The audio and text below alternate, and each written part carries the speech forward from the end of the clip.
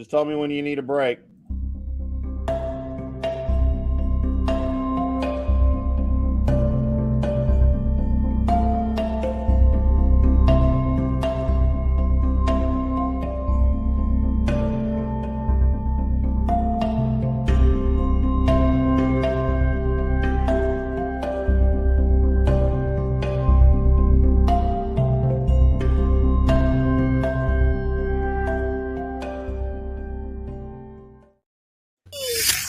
Stand by to launch FanStream Sports. 3, 2, 1.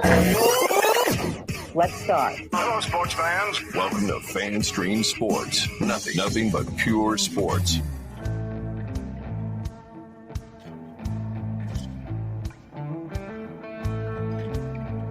This drama contains adult language and partial nudity. Viewer discretion is advised.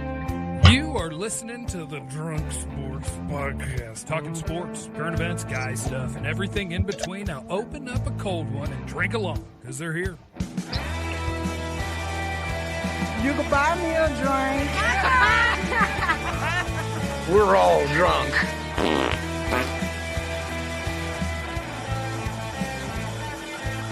Hello, and welcome, drunk dudes and dolls and Drunk Sports Podcast to a Wednesday edition of the Drunk Sports Podcast. Live from my house, Johnny's hotel, and Colby's car. I am IndyCar Tim, and this is the Drunk Sports Podcast. Part of the DSP Media Podcast Network on FanStream Sports. And boys, Johnny, you weren't here with us on Monday. Oh, my bad. We need a new intro, I guess. We needed 2 intros. It's the intro so nice you got to play it twice. That's right. You weren't here with us Monday when we buried the Cowboys season. We had a really good show Monday, so you boys that didn't catch that, go back and listen. We talked a lot of Cowboys, things that went wrong against San Francisco, things that need to get fixed before next year, and got a funny comment already to start the show here. Johnny, did you forget to pay the rent? Because I mentioned you're in a hotel room. Maybe. Jason, I miss you too, bud. I appreciate it. You should just first come on and say, hey, Johnny, I miss you. Did you forget to pay the rent? But maybe. How about that? So we don't have a lot of Cowboys left to talk about. I did want to talk tonight about some possible coaching departures, Colby, and some possible free agents that are departing. We'll, of course, have our staple, the good, the bad, the ugly, our version of celebrity birthdays with a twist. And then, of course, we will preview the conference championship games coming up and the NFL awards nominees for the end of the season were put out today. We're going to talk a little bit about those. And in a special treat that most Drunk Sports Podcast listeners and viewers don't normally get, while we got Johnny here, thought we'd talk a little golf and maybe a little Farmers Insurance Open preview along with Johnny's picks for you bettors out there, which is going to be weird because didn't it start today? It did start today. It's kind of a weird week just because, if you look at any sports industry, the PGA Tour has kind of got to figure it out. A little bit of the reason why that they're starting Wednesday is because the NFL playoffs are Sunday. So they didn't want to really compete with that last round of the Farmers, which is a premier tournament on the PGA Tour. But that's a little bit of the reason why they moved their schedule back a couple years ago to not compete with the NFL playoffs or the NFL starting their season after the PGA Tour season. So, there's a lot of things the PGA Tour does. This is one of the kind of one tournament that they do move this event up. So they don't compete with the NFL on that Sunday. So, yeah, good for the PGA Tour. They're smart. Yep, so we'll get into that in the second hour. We've got our conference championship picks against the spread with me, Johnny, Colby, and Big Red will be joining us. And another special treat for everybody tonight, we've got a Big Red Cowboys rant coming up. Is that going to be live? Is that live rant or is it he recorded? It'll be live right here. I told him he could do it after we do our picks because there's only 2 games to pick. So he'll have some time, and we're going to get a live from his bar, Big Red Cowboys rant. And I've already seen the outline for it. As a matter of fact, he wrote a really good piece. Big Red isn't the big writer, but he wrote a really good piece that I published over at dspmediaonline.com in our blog section, and I tweeted it out and sent it out all over social media about his thoughts on not just the San Francisco game, but on the whole season, what went wrong, who's to blame, and he did a really good job on that. So I'm going to give him a chance to spout off on that tonight a little bit. And then, of course, Colby might have more than 2 news and notes. He might not. You never know. I might have 3. You might have 3. We were able to fill up Monday's news and notes segment with like 2 stories. It was awesome. It was great. So all of that to look forward to tonight, as well as all of the debauchery that we offer on a regular basis. Fuck yeah. Glad Johnny's here to join us tonight. Let's get into a little bit of this, maybe for the last time. I don't know. We said it was the last time Monday, but we've got this. So let's talk about it. And now it's time for Around the Cowboys, where we discuss America's team, brought to you by the Drunk Sports Podcast. Let's kick it off, y'all. It's that time again. The new stage is now. All right, boys. So Cowboys season's over. It's time to start thinking about next year. It's time to start thinking about the roster and who may be here and who may not be here next year. And there's some big names. As you want to start with the offense or the defense? Let's start with the defense. I think there's a few names on there that I'm kind of worried about. All right, let me go through the list, and then we'll pick out who we want to talk about. Maybe the biggest name at the top of that defensive list, linebacker Leighton Vander Esch, linebacker Anthony Barr, linebacker Luke Gifford, cornerback Anthony Brown, cornerback C.J. Goodwin, cornerback Trayvon Mullen, who's already been cut, by the way, and claimed off waivers by the Ravens. By the way, Trayvon Mullen, the first cousin of Lamar Jackson. Okay. He was here. I thought you were going to say Chris Mullen. There might be a lot of first cousins to Lamar Jackson's family. So if you're going to go through the NFL, let's just be a little careful when you say that. Just saying. Wow. I'm just saying. He did grow up in South Florida. They have a tendency to, Valley-gant a little bit more due to the weather. So what was that verb you just used? Valley-gant? Valley-gant. Valley-gant. If you ask me to spell it, you cut me off. I can't. It's like Jezebel. Does that mean have sex? Yes. Well, no, not necessarily. No, not necessarily. Doesn't if mean I text a girl during the break and say, "Hey, let's Valley-gant," let's just say they're friendly. It's friendly. Right. It's a friendly environment. Is fornicate a synonym of Valley-gant? It's right in that category. It's in that category for sure. It's in the category. So there's a reason why there's a lot of strip clubs in South Florida. I get it. Well, there's a lot here too, and that's a good thing. Let's see. Defensive end Dante Fowler, defensive tackle Jonathan Hankins, defensive tackle Carlos Watkins, and then safeties Donovan Wilson and Wanye Thomas, who I've never heard that name before. Last week when I did the Cowboys end of season thing for Lindy Sports Magazine. There are two names there that I think need to be addressed and need to try and find their way back on this team. And one of them is the big butt in the center that we acquired in the middle of the season. Unless you're going to get somebody else, that really helped out the defense stopping the run game. Talking about Hankins? Also LVE. Okay. Those are the two. I know Barr was on and off as far as having good games, having bad games. I think he's replaceable. I think you've already started the replacement of Anthony Brown. Yeah. Okay. So, and did you say Donovan Wilson? Yes. Yeah. I really like his heft as far as what he can do as a safety for an up tackler and such. But in coverage, not the greatest tool you have in the bag.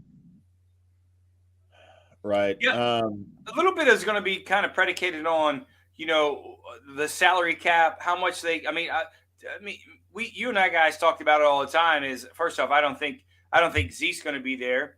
Is because they want to dump that salary a little bit. They're going to have to eat a little bit of that, but you're going to have to save a little bit of that money if you want to keep Pollard. And I don't think Van Der Esch is really going to want a lot of money. But it's going to be how you're going to kind of disperse this money around, right? I mean, who wants what? I mean, Anthony Barr's good, but what's his value? So it's a little bit, in my opinion, it's a little bit of what's the value and what do you have to pay them, and if you can really mesh that under your salary cap and work out those numbers. None of these guys seem to me like that they want high money, but a little bit of it too is how much are you going to be able to dump Zeke's contract to free up a little of that money. And again, it all comes back to fucking that Dak ate up so much of that money for that shitty contract that the Cowboys paid him. How much money do you really have unless Jerry wants to pay so much over that luxury tax? Now this being this goes along with exactly what Gerb just got through saying. Zeke's already come out and said that he'll take a pay cut. You know, you can cut him and then re-sign him and whatever. He wants to stay here. And so depending on what he's looking for there, he would really like to remain a Dallas Cowboy. It's smart for him too, for his brand to do so with a little bit of diminished skills. And plus he's so good in the locker room that you really want to keep that cat around. So I actually do see that kind of happening there. As far as TP is concerned, you're probably going to have to franchise tag TP. You're going to let Dalton Schultz go. The franchise tag is going to be around $10 million. By cutting Zeke, you save $10 million. You know, a little bit. Sorry to cut you off. You know me, man. I just get on my deals. But is it a little bit of blessing in disguise? And I don't wish any will on anybody, but maybe a little blessing in disguise that Pollard got a little bit hurt, right? Because that's an injury that might. I mean, I'm not talking about for him. I mean, listen, athletes are athletes, and I hate that to happen. But you know, that's an injury that ain't gonna. That's gonna take a little bit of while. I mean, that negotiating skills for the Cowboy to keep him and say, hey, man, we're going to pay you X, Y, Z. They might not have to franchise tag him because who knows when he's going to come back on the field. This is true, but you can actually sell it to TP like this. It's like, look, you still have a lot of tread left on your tire. You're going to be back from this, next season at some point. Let us franchise tag you. Let us pay you for another year, and then you can go see what you can get in the free agent market after this. It may be something that both sides want to do, because trying to enter free agency right now with, not being able to pass a physical is something that's probably not plausible for him. The other thing that I actually do kind of see happening is there's been some changes that have been happening in number 4's life, Dak Prescott, that may alleviate some of the pressures on him to where he can go, look, we can restructure some of my deal. He just recently he's single now. The lady he was with, they've separated as of like a week ago or something like that. He's always been single right now. He's always been single just because he's always been single. No, he hasn't. No, he hadn't. And this part might have been getting serious or what have you, but as much pressure and as much everything that he put on himself for that, to start seeing some of these players go because they can't afford to pay him. Other players have done this. Tom Brady did this all the time, to where he would take less to make sure the players around him were there. And I actually kind of expect that same amount coming from him. It just kind of plays along with his character. So I'm not going to bet money that he doesn't do that. How about that? Yeah, he's an unselfish guy. I think he's an unselfish guy when it comes to that, right? I think he understands the value. I think he's making so much money off the football field. And, what's a little shocking to me, is like, as much as Zeke says he wants to stay, and you say he's a good locker room guy, isn't it crazy to you that he doesn't get any endorsement contracts in Dallas? Like, you never see him with endorsement local contracts. You never see anybody, kind of giving him some money like they give some of these other players, and he's one of the premier players. I mean, what do you think about that? I mean, you never see any commercials. I'll tell you what, since you guys have already migrated to the offense, why don't we go down the offensive list now? Okay. I guess we're done on defense, right? We only want Leighton Vander Esch and Donovan Wilson back, right? Like that, I don't care about anybody else. Those are the two that I will take. I'd be okay with Anthony Brown coming back. I don't have a problem with him, but I don't think they're going to be able to afford him because he's going to get a ridiculous offer from somewhere. You think else. so? You think Anthony Brown's going to get big money? I think he's good enough to get big money. I don't think he's a great cornerback. I think he's a good cornerback. And even good cornerbacks these days are kind of hard to find. Yeah, true. Somebody will. The way McQuamu was playing there at the end, I'm okay with it. And Bland. On the offensive side of the ball, here's your free agents: Cooper Rush, Tony Pollard, Rico Dowdle, Dalton Schultz, T.Y. Hilton, Noah Brown, Terrence Steele, Jason Peters, Connor McGovern, and Alex Lindstrom. And it also depends on what Tyron does, because on this as well, I know he's not up, but there's probably some kind of restructuring that has to happen there with him if he even wants to play. So looking at McGovern and Steele, you probably want to do what you can with those guys if you can keep them. T.Y. Hilton, Noah, bye. Dalton Schultz, I've got Hendershot and Ferguson. Bye. See you later. Yep. Yeah, and Tony Pollard. I want to. I don't need Cooper Rush. Not for what he's going to get. Somebody's going to pay him too, based on his ridiculous performance early in the season. I don't mean pay him like a bunch, but more than what the Cowboys are willing to pay their backup. You know, the thing with the Dalton Schultz thing is, you know, this is a very friendly NFL tight end draft. I mean, there's 5-6 really good tight ends that you can pay on rookie contracts that can come in and fill that potential third spot. But you also have 2 other good tight ends already for the Dallas Cowboys that knows that system. I think if Pollard is not going to be able to go in there and Zeke is really kind of fledging a little bit, I mean, I think you got to figure out how to get somebody in that backfield a little bit more that's going to help you. And then maybe that's the 2nd or 3rd round pick. You're not going to get him in the 1st round because I don't see there's value there. But, no, there's one. Yeah, in the 1st round though. Yeah. At the 26th pick, and it's already been mocked up a few times, and depending on how his draft status either rises or falls, but Bijan with that number 26 pick. Yeah, but you know I like that, but he's scared. But he scares me his running style and how big he is. He's so big and so strong. He's going to take so many hits. How long are you going to keep him? You're going to pound him for 3 years and get the rookie contract out? Yeah, maybe that's the right way to do it. Yeah, I mean, because his running style doesn't lend for the NFL. He's big. He's a little bit like an Eddie George, right? He can take that pounding, but he runs a little bit more upright than most. I mean, Eddie had a great career, but you also realize Eddie had a great career because a long time ago. But the league was different. They didn't have those bigger physical guys on that other side. That you know, he's like who's a running back for Tennessee. He's a bit like that, right? Henry. Yeah, like Henry. I mean, you could be right. Do you just get him shit beat out of him for 3 years and get him on that rookie contract and let him go? Yeah, maybe right. Maybe. That's where I'd be at.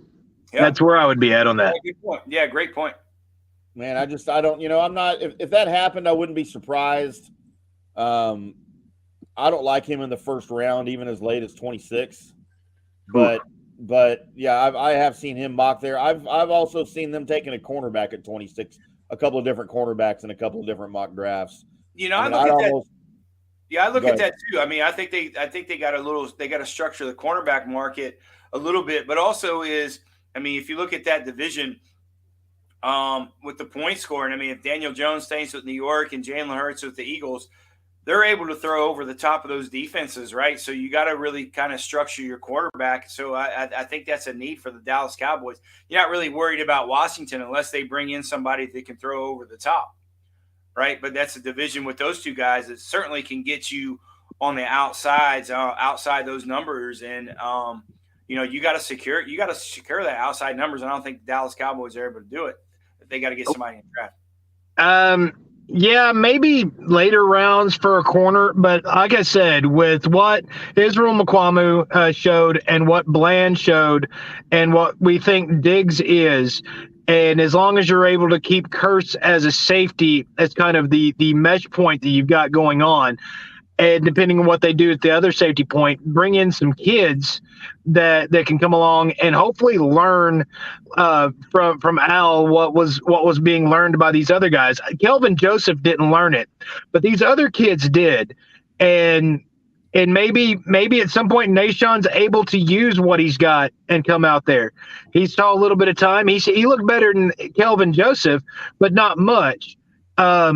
And if you can start hitting on some more of those later round picks for your DBs, and the main reason why I want to use an earlier pick on a running back, along with trying to keep Tony Pollard, is because we saw this offensive system, whether it's Kellen Moore's or whatever, Dak Prescott with a good running back, with the offensive line, how they run, as long as you keep some major players in there, then your offense is going to be good. As soon as that run game stopped and you become one-dimensional, you can't be counted on. So Dak's going to be your quarterback.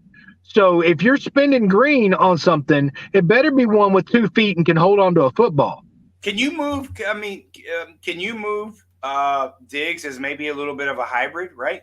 Does he have that versatility to be able to be in that backfield as a little bit of hybrid? So when you get some of those young guys that come in a corner, they can teach him a little bit. Is he able to come in there as a hybrid or not? They've been using him a little bit more as a follow corner. So if you're talking about hybrid as far as slot to outside, but if you're talking about to a safety, boy can't tackle. So he can't play safety. No, yeah. Can he not tackle or don't want to tackle? There's two different things. Well, it doesn't matter. He ain't doing it either way. Yeah. So he's more for getting football. Him trying to use his instincts at the safety position might be something that if I were defensive coordinator, I would take a look at. But I'm also, I now wonder who's my other corner then at that point with what I've got as weapons right now. So I wonder if Darren Woodson can still play.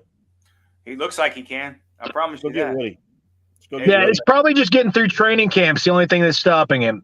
Because if he's just asking him just to play once a week, he'd probably be able to pull that off.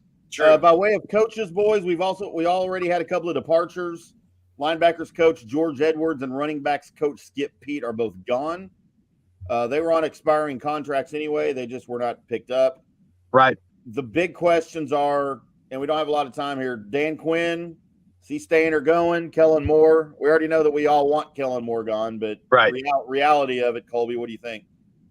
I don't think Kellen Moore is going anywhere. The only opportunity that you have for Kellen Moore to leave is if a team is dumb enough just to look at numbers and not look at actual game film.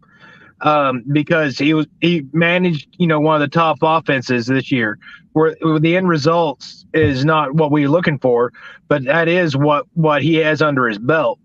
And if you're looking for a head coach, I wouldn't do it, but Arizona's known to F up all over the place. So they might do something stupid like that, thinking that they can turn Kyler into more of a responsible leader like Dak Prescott somehow. That's not happening. I know that's not happening, but Arizona is dumb enough to try it. Yeah, Tell me they're not. Getting rid of Kimes, maybe the GM. I don't know, man. I think that's just a franchise that's kind of, how do you know in that franchise, right? I mean, who knows with that? I mean, who wants to deal with Kyler Murray? I don't know. You got to be a special person to deal with that dude. Did you see the stat? This shocked me when I saw this when Kingsbury was fired. The Cardinals have been around over 100 years, all right? It started out as one of the first teams in the league in 1920 in Chicago.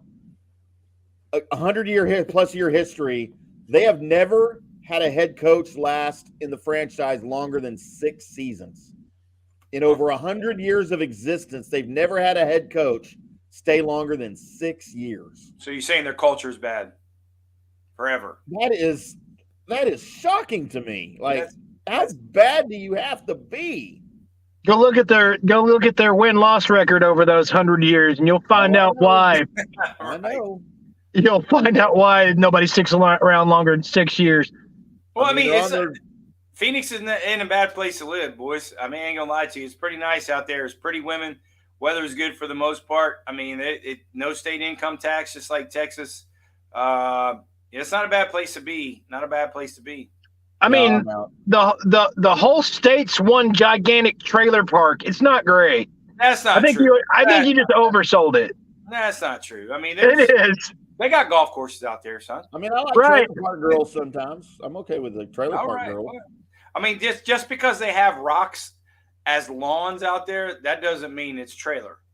Man, I took a trip to go. Or to it does. Tucson. Maybe it really does. Maybe it does. Maybe that's Went to Tucson with my last wife to go see some family a few years back, and I was shocked at the number of cactuses and rocks, and that was people's whole entire yards. Oh yeah, rocks and cactuses. I'm like, man, you ain't got to mow nothing. I guess that's all right. It's a desert. Desert. You got to deal with scorpions, rattlesnakes, and gross rattlesnakes, and trailer park trash.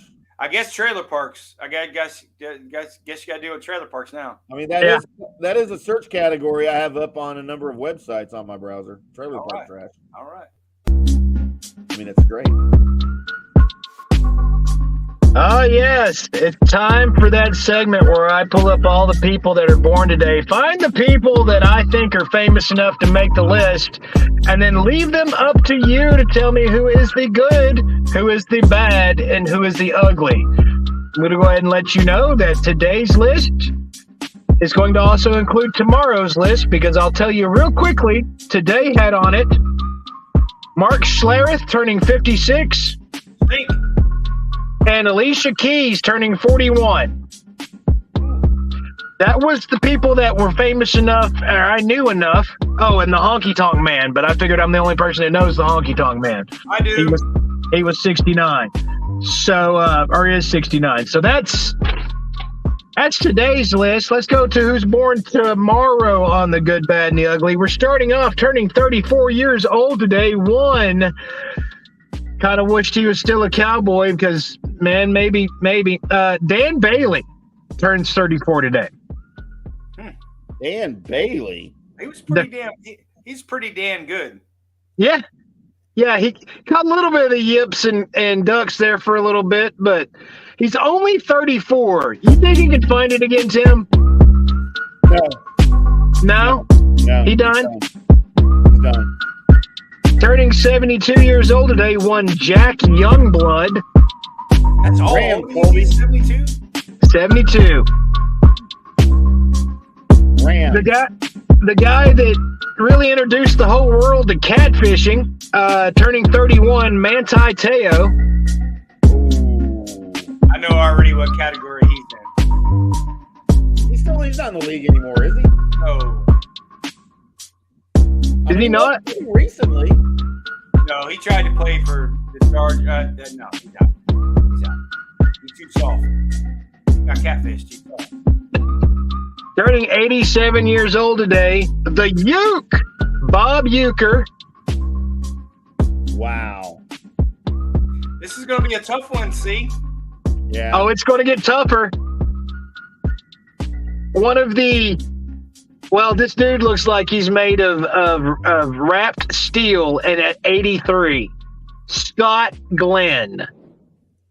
Dude is amazing. Actor. Tim don't know who he is. He hates the actors. You probably don't know. I have no idea who Scott Glenn is. Scott Glenn, you would know him from the Alien movie. He was the android. Yeah. I do know who Scott Glenn is. No, he was in Sucker Punch. He was the guy in Sucker Punch, right? Yes, he was. He was in also in Hunt for Red October. He was in Denzel movie too, but you don't like Denzel, so no, I never saw any of that. Passed away in 2020. Oh, he died. No, not Scott Glenn. This guy did. Eddie Van Halen. It's his birthday today. Who's that? I don't know who that is. Eddie Van Halen. I'm kidding. That sounds like some shit Tim would say. He's all right. Air Canada is 45 years old today. One Vince Carter. Dallas Mavericks. Wow, Yes, sir. This is brutal today. This is how Man, much. this is gonna be tough. Turning 61 years old today, the great one, or this is tomorrow's list, Wayne Gretzky. Killing me here.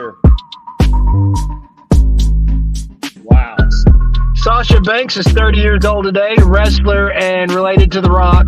You may or may not know her. She's the boss. All right. And 64 years old today, finishing off our list, one Ellen DeGeneres. I got my bad. She made the list. Yeah, I got my bad. Yeah, I got my bad. I got the ugly. I got my ugly. And the ugly. Yeah. All right. Gerb, you want to go first? Colby? Sure. Wait. We got Facebook. Who we got? We gotta go Facebook. As my good friend and totally hot ginger, Jamie Brands, celebrates a birthday. She got a picture of her? Yeah, you'll have to give me a second. If you're gonna bring these old school friends up, you gotta get photos, dog. Dude, she is. She's a ginger. That's not. I mean, no disrespect, honey. We love you, but. All right, I'll show you. And then Colby, Don Pryboard Jr. is 45 today. Ooh, DJ the DJ that once drank Sprite and ate a banana and vomited. And almost died. Yes. Also the first victim of the toenail sandwich. Oh, he was the first one? Speaking of which, when is the Wheel of Misfortune coming back, boys? Somebody screws up. Yep. Well, I mean, we have a lot. We just haven't been calling each other on it. But we mess up. Y'all mess up a lot. I ain't gonna lie to you. And then Odyssey employee, finally, Brian Purdy, who I met a couple of times up at the station way back in the old days. As a birthday today. He remembered my name once. Forgot it the other time. Did he? All right. Why don't you go first, Johnny? I'll find you a picture of my friend Jamie Brand. That'd be great. And I can add her in as good if she needs to, if I feel validated. So the good, the bad, the ugly, the good for sure is the great one. Wayne Gretzky. I mean, when everyone else calls you the great one, and you're humble enough that you don't call yourself that, you're good and above good. So if you don't put that as your good, then shut yourself down. The ugly, I'm gonna go a little back. The bad, oh man, let me go to the ugly. I gotta think about it. The ugly is certainly Ellen, Mr. Generous. Okay. I'm gonna have to go ahead and do that. I think she's a good person, but she doesn't get my goat when it comes to that. So, and I'm sure I don't have the equipment that she likes either. So no, she's looking for indoor plumbing. Yours is outdoor. Right, I'm probably the bad to her also. All men are probably the bad to her also.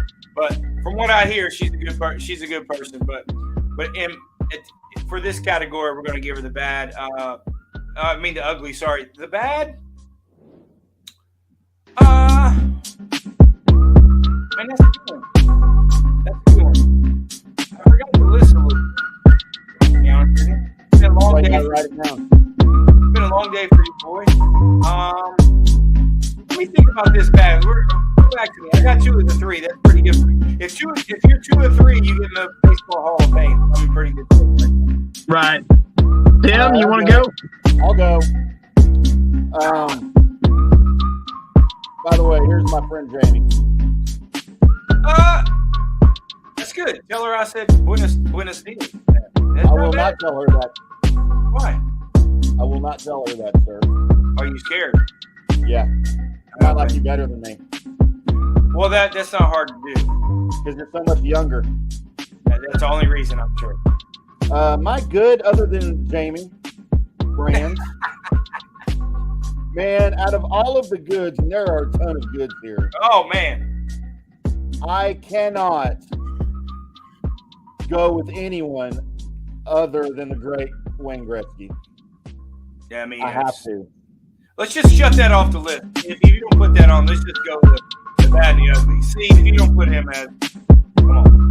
I mean, we should have called it tonight. We should have called it the great, the bad, and the ugly. That's correct. My bad is going to be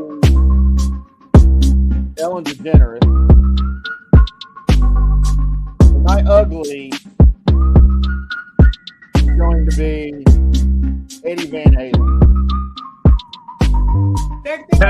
Not an attractive man. No.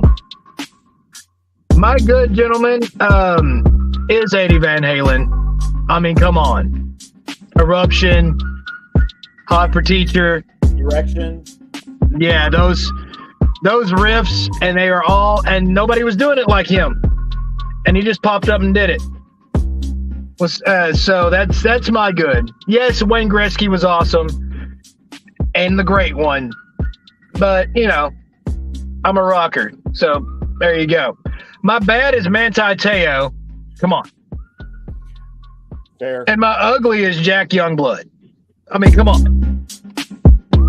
Yeah, he wasn't attractive either, was he? My bad will be Manti Te'o. So you got me on that. I appreciate you throwing that in there.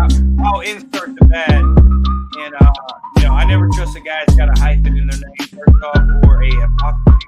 So that's bad. Okay.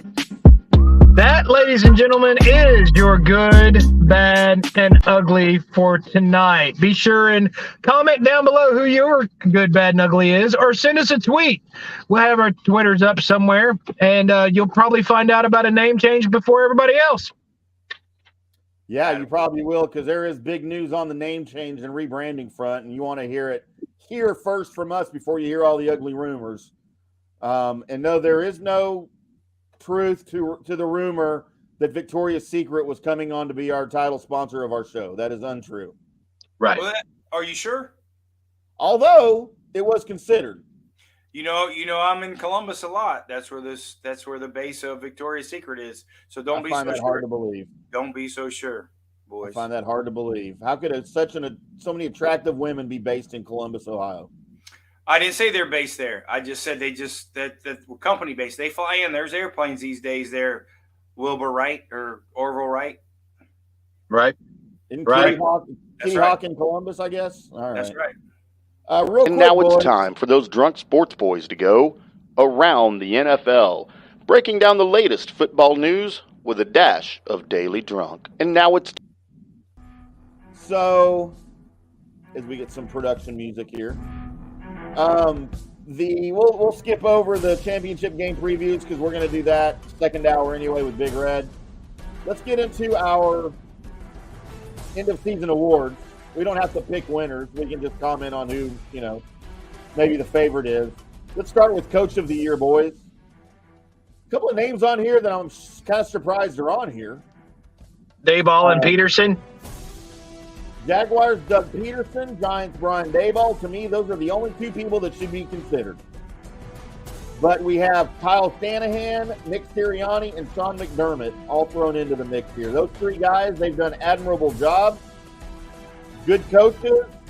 Sean McDermott, that might be more of kind of a feel-good addition to the list because of some of the things the Bills had to deal with this year. Right.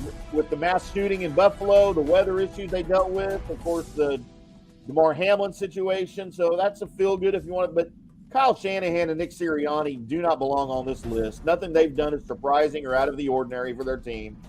And I guarantee you one of those guys is going to win it. Just because There's one name that kind of left off of this list I think should be on there or be considered. Maybe not as high as Peterson and Dayball, but, man, Pete Carroll, this is a rebuild year. He lost his quarterback, made it to the playoffs. Yeah. I wouldn't hate him being in there. Speaking of the Seahawks, our comeback player of the year nominees, Saquon Barkley with the Giants, Christian McCaffrey of the 49ers, and boys, Seahawks quarterback Geno Smith. Got to be Geno Smith, right? No brainer. Yeah. I mean, nobody thought anything about that kid, and all of a sudden now. No brainer. Yeah. Defensive Rookie of the Year. I kind of feel like this has already been won. As you've got Aiden Hutchinson, defensive end from the Lions, the Jets cornerback Sauce Gardner, and Seahawks cornerback Tariq Woolen. Tariq Woolen I covered all year. He had an outstanding season. Not as good as Gardner and Hutchinson. And Gardner's got to win this. He just was ridiculous this season. Especially as the sauce. That was it. I mean, Bosa, Bosa, Nick Bosa at San Francisco didn't get a vote. He's not a rookie.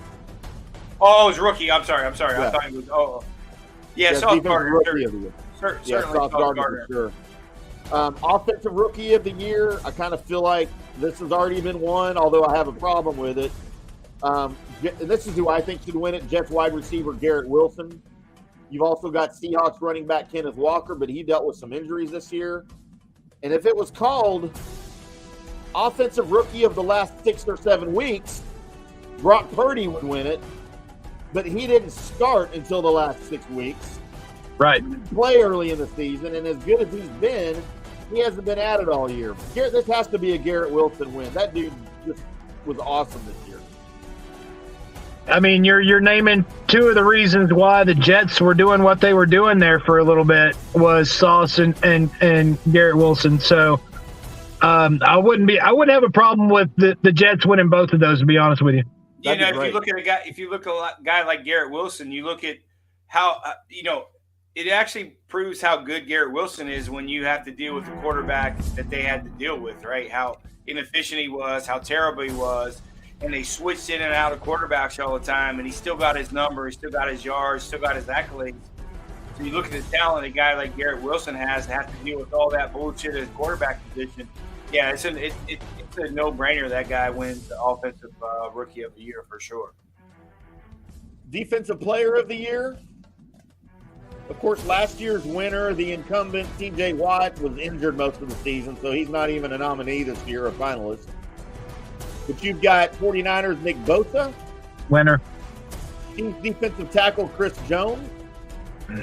And Cowboys linebacker Micah Parsons. Who, by the way, I don't know if you guys remember or not, of course, he won Defensive Rookie of the Year last year. I didn't realize, or I'd forgotten, he finished second in the voting to T.J. Watt last year. Right. All-around defensive player. Yeah, not just rookie. But, yeah, I don't think Parsons is going to get the love this year. It's going to be Bosa, right? I mean, 18 and a half sacks. Yeah, it's Bosa. It was Parsons most of the year, and if he would have been able to keep up, the problem is if he would have just played linebacker and kept doing what he does just at the linebacker position, then I would say it would have to go to Micah Parsons, just because he would have some numbers and sacks, but he would also have more tackles and more tackles for loss. Putting him at the defensive end spot wore him out over the season. And Bosa just came on like a freight train and stayed. Yeah, and you look at him also, man. You know, when you look at some of these offensive game plans that they have, the teams that are kind of going against them, they kind of wean away around Bosa, right? So that tells me that the dominant player on the football field is the guy that you're directing the opponent's offense around on the opposite side. So that tells you that he's a dominant player, and he proved it with 18 and a half sacks. So kind of shows me, and it lends to him and leads to him staying healthy, that they got him in the playoffs. So for me, it's Nick Bosa. And Nick Bosa, Colby, you mentioned 18 and a half sacks. He also had 49 quarterback hits. That's in one less game than everybody else because he missed a game due to injury this year. So he only played 16 games. Parsons had his 13 and a half sacks. Jones had his 15 and a half sacks. But they did it in 17 games. So dude was a monster for his team. I think you're right. Nick Bosa's for sure getting that one.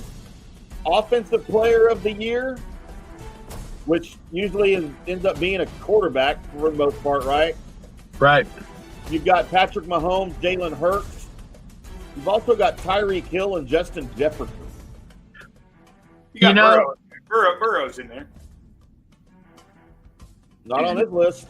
No, Burrow has to be in there. No, not for all season. If you gave out playoff awards or the second half of the season awards, you would put him in there. Remember, he started off pretty bad at the first of the season and wasn't doing well, and the team wasn't doing well. So, I would have him in there just because I respected his game that much. But for a full season body worth of work, you're looking at Hurts, you're looking at Mahomes. Hill, first part of the season, the last part of the season, not so much for Hill. Him and they went the same way as their quarterback went. basically weren't able to do as much once Tua started ramming his head into the ground for a couple of games. So, yeah, no, if I was giving it to anybody, it's probably going to be Hurts because Mahomes is your MVP. I believe so too. And getting into our MVP list, not sure this guy belongs, although he was a favorite of mine all season. I'll tell you right now, and we talked about this, Colby, Monday and in the post-game Sunday a little bit. My entire attitude towards Josh Allen has changed after his performance in the playoffs this year. Right. I don't, to me, he's been, for the last couple of years, he's been the best quarterback in the AFC, maybe the best quarterback in the NFL in my eyes. You said just this year, though? I mean, last year he did the same thing, right? I mean, he didn't have that terrible of a game. No. He did not play poorly. The team lost. But he had in overtime because they didn't get the ball again. Yeah, that was the only reason. You think that's a Dayball effect? Yeah, Dayball's gone. So, yeah, that's what we talked about on Monday. But he's one of your finalists for MVP along with Joe Burrow, Patrick Mahomes, Jalen Hurts, and Justin Jefferson, who – No Patrick Mahomes. I said Patrick Mahomes. Yeah. Okay. Yeah. It's Allen, Burrow, Mahomes, Hurts, and Jefferson for your MVP. It's Patrick Mahomes. It's going to be Patrick Mahomes, right? Your MVP. I think it's Burrow, and here's why. I tell you why. I mean, I'm not saying you're wrong. If he could go to Burrow or Mahomes, here's what I say. It's very difficult for a team to go to the Super Bowl, last year and still progress in what they're doing this year and potentially getting into the Super Bowl again this year. There's a real thing of the Super Bowl, hangover effect, right? And for him to continue to, rally the team, being in a small market in Cincinnati, keeping the players and having players come to Cincinnati and be a destination place for free agents, and then for him to perform and stay healthy the way he has, and Mixon's played okay, things of that nature. I mean, for me, I would vote for Burrow. That's just me. And I completely understand that. I think the world of Joe Burrow as well. I am secretly, just because friends of mine have been Cincinnati Bengals fans, so I always watch a Bengals game with a little bit of kind of rooting interest for the team to do good, just because you're watching it with your buddies and you're used to cheering along. And Burrow is amazing. I'll tell you this about Joe Burrow, though. There's no step up in his game because there's no step down. Playoffs to regular season, he feels the same amount of pressure in a regular season Thursday night game as he does, a divisional or a wild card round. It's the same cat, no pressure, cool, calm, and collected. And that's the reason why he is so good at what he does. When I watch Patrick Mahomes, I see something that I have never seen before. Every single time he's on the field. And if you give me a choice between the two, Patrick Mahomes is the MVP, but if it's a final drive that I need to win the game, I may be going to go to Burrow.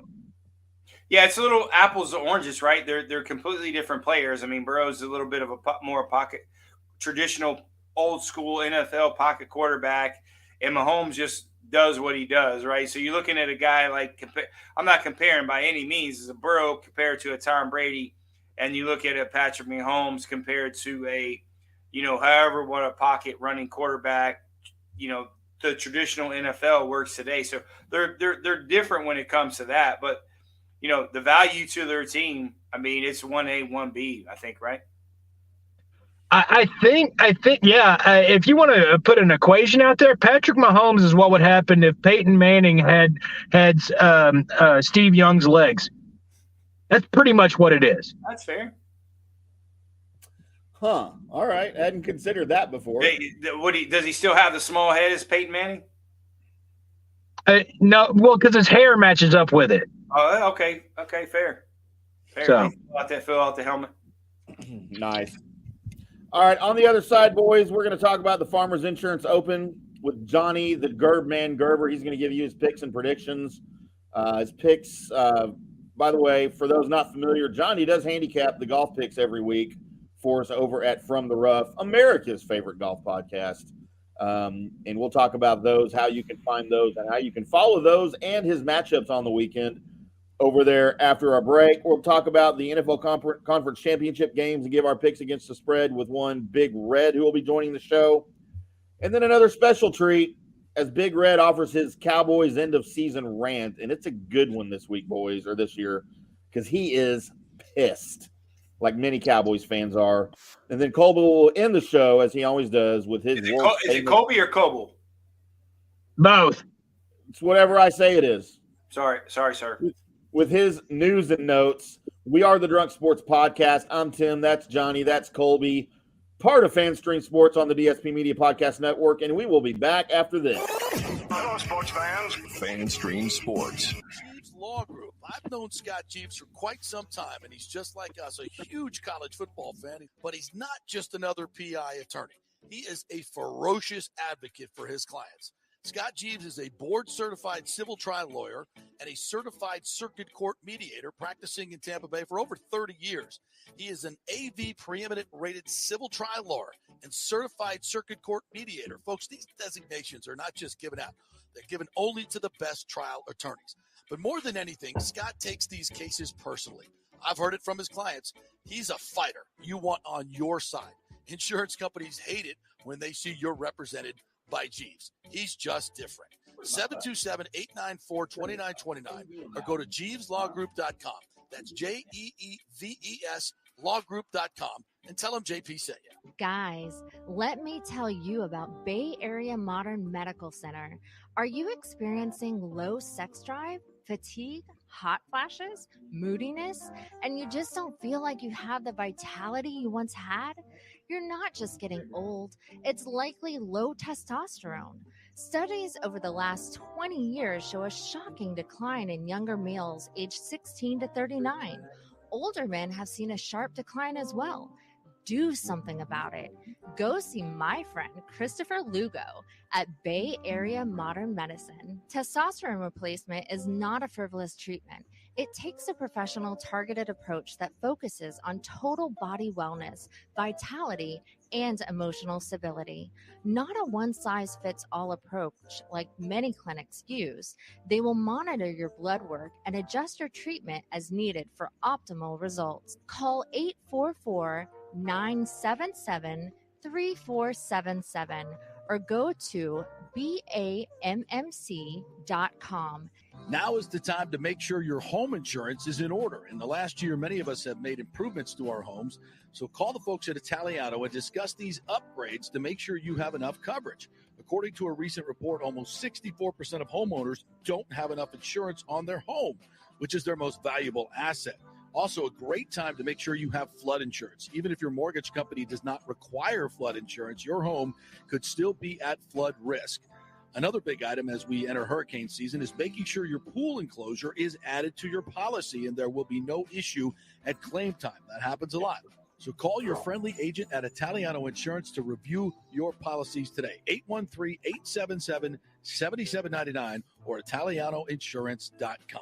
Attention, if you are home shopping or looking for a refinance, and even if you already have the approval letter, you must call my man Scott Fitzgerald at American Mortgage Services. Scott has a brand new program available in the greater Tampa Bay area called the Community Advantage Loan Program. Get this, no money down, no mortgage insurance, no points, no origination fee, purchase or refinance, and loan amounts up to $647,000. Now, there are some application requirements. It must be a single-family home, one unit, primary residence, and have a minimum 640 credit score. The program only applies to certain neighborhoods, so you have to call to find out if you qualify. So call Scott Fitzgerald at 813-294-7595 or email him at scott@amstampa.com. Now, even if you don't qualify for that program, Scott will shop your loan around, get you the best rates, and won't charge you the huge upfront fees. And if you've had issues with your bank calling you back, Scott will return calls immediately or at least the same day. 813-294-7595 or email him, scott@amstampa.com. Scott Fitzgerald, MLS 386722, American Mortgage Services, 1000 North Ashland Drive, Suite 1020, Tampa, Florida. Coming back at you. Now, on Fanstream Sports. He makes Columbus that she goes there. Welcome back to the Drunk Sports Podcast, live from our respective residences, hotel rooms, and yes, even vehicles. Uh-huh. I am Tim. That's Colby. In the middle there in that blank space is Johnny. I think he's on the phone, it sounds like. Probably selling a bunch of stuff for us right now. You never know. Right. At least we hope. Big week for the show here. Colby touched on it earlier. Major show announcement coming in the upcoming week or so for you guys regarding us, our future, the direction we're going, how you can find us, where you can find us, and some other stuff. So make sure you guys are tuned to our social media. The show is at Drunk Sports DFW. I am at IndyCar Tim. He is at Colby Sapp with 2 P's. And big news. We're excited about it. We're sure you guys will enjoy it and be excited about it too. That all said, I'm back, boys. While we got Johnny here.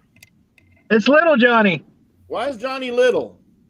What do I need to get bigger? I'm big. Trust me, I'm Big Johnny. I just didn't want to be on air, Big Johnny. That's what they all say. That's right. No, not all of them, just the ones that they know me. How about that? I just like the fact that if I do like this, I'm actually looking at your face, not the top of your head. Like we can do that hair. like that. Top of my head's good. Hey, we're the Brady Bunch. Yeah. Dun, dun, dun. Dun, dun, dun.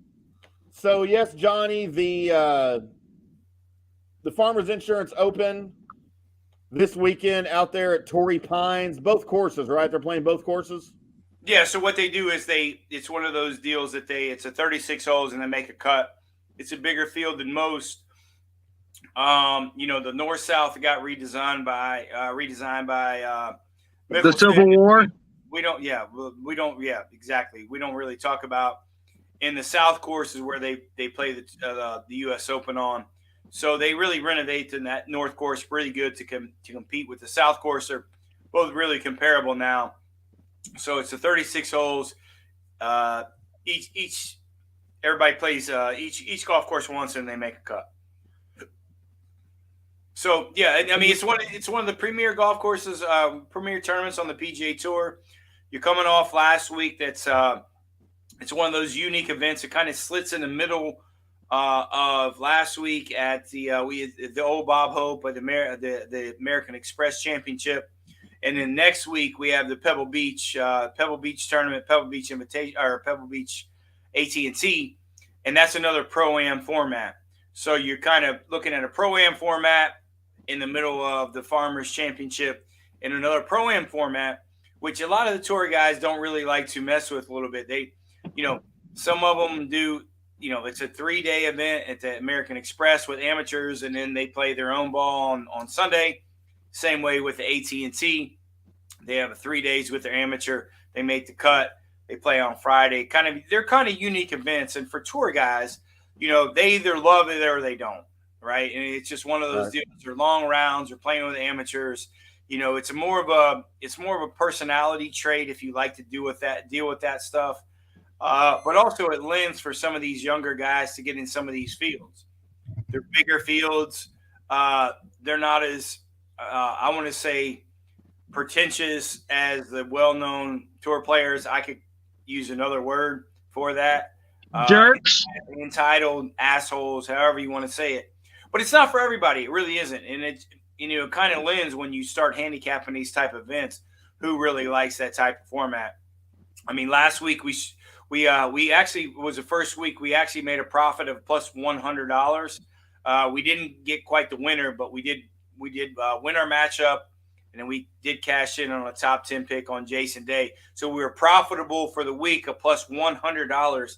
Doesn't seem like a lot, but we didn't cash in last week. So we're down for the fiscal year.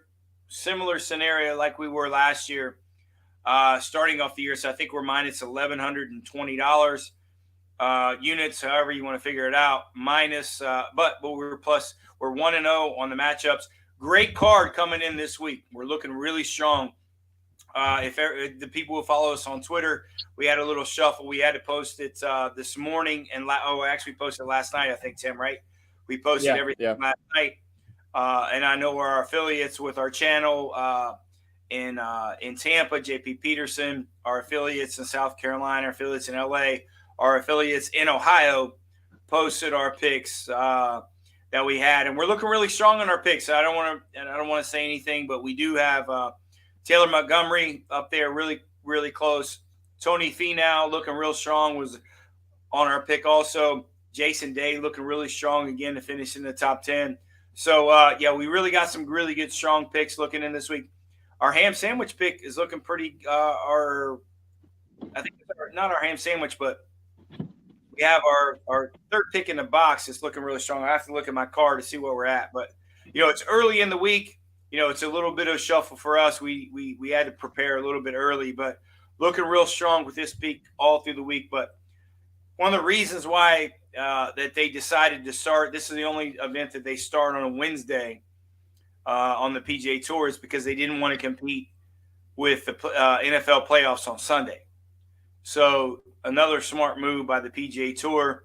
Has a tendency, what they do, that's one of the reasons why they moved the PGA Tour schedule earlier in the year, so they didn't compete with the NFL starting the NFL schedule, which is smart. I mean, there's not a lot of dummies that runs a PGA Tour, and that's one of those kind of shuffling events that they do this year. They don't compete with the NFL playoffs. So, hey, listen, like I said, we're off to a little bit of a struggling start, but looking real strong this week. We'll continue to build on our picks, but I'm looking forward to making pretty good money this week, get on the positive side of our board, and really kind of steamroll it next week going into the AT&T. And Tim, if you remember, I think we won AT&T. We picked the winner at AT. We picked Tom Hoagie last year, the winner of the AT&T, if I believe, and he was one of our ham sandwich picks. He was one of those long shots that we kind of liked and kind of propelled him through the year. And then we kind of got on a nice little roll steamer. We picked Scotty Scheffler at the Masters.